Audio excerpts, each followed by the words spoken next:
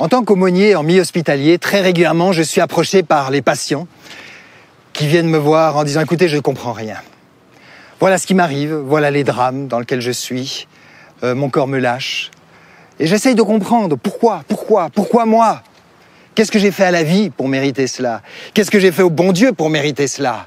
Et puis ils cherchent une réponse, et bien sûr, la réponse, elle ne vient pas, parce qu'il n'y en a pas.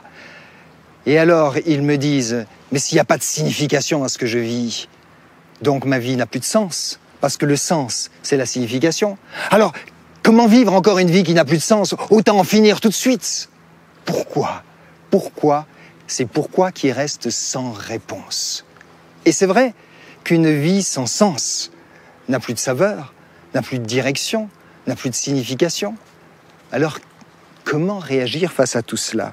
Et c'est une question récurrente. Quel est le sens de la vie en général ? Et quel est le sens de ma vie ? Et je reste avec mes pourquoi qui font mal. Je me rappelle, il y a quelques années, j'étais au chevet d'un patient qui était en fin de vie, qui était en train de mourir de la maladie de Creutzfeldt-Jakob. Et son épouse, à ses pieds, ne cessait de dire « Mais pourquoi toi ? Pourquoi toi ?» Et dans un dernier souffle, il lui a dit « Et pourquoi pas moi ?» Trouver le sens, c'est-à-dire la signification, eh bien, souvent, cette quête fait encore plus mal que la question elle-même. Alors que dire et que faire ? Et ma question c'est, est-ce qu'il faut absolument trouver des réponses ? Et bien souvent je dis, il faut renoncer à trouver les réponses. Parce que tout ce que l'on va chercher à trouver comme réponse ne font que rajouter une couche de souffrance. Un peu à l'image des amis de Job, qui voulaient tellement expliquer sa souffrance qu'ils ont dit des âneries, voire même des méchancetés. Du genre, si tu souffres, c'est que tu as fait faux. Si tu souffres, c'est que Dieu veut t'apprendre. Et qui aime bien châtie bien, donc Dieu t'aime. Mais comment pouvons-nous dire de telles inepties ? Et voilà que tout à coup, je réalise une chose. C'est que l'expression « sens » veut dire trois choses. Certes, ça veut dire signification. Mais là, comme je vous l'ai dit, la voix est biaisée, elle est piégée. Mais sens, c'est aussi une direction. Je ne sais pas ce qui m'arrive. Et je ne cherche pas à le comprendre parce que c'est incompréhensible. Et vouloir le comprendre, c'est le justifier. Mais par contre, maintenant que c'est là, qu'est-ce que je vais en faire ? Et combien de gens confrontés à des drames de vie ? Je me rappelle d'un patient dernièrement qui me dit « J'ai eu un infarctus terrible. Pour moi, la vie était finie. La vie a repris le dessus. Certes, je n'ai pas encore trouvé tous mes moyens.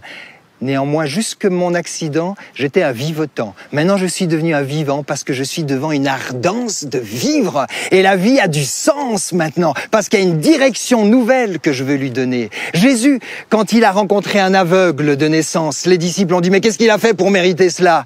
Est-ce que c'est lui ou ses parents qui sont coupables ?»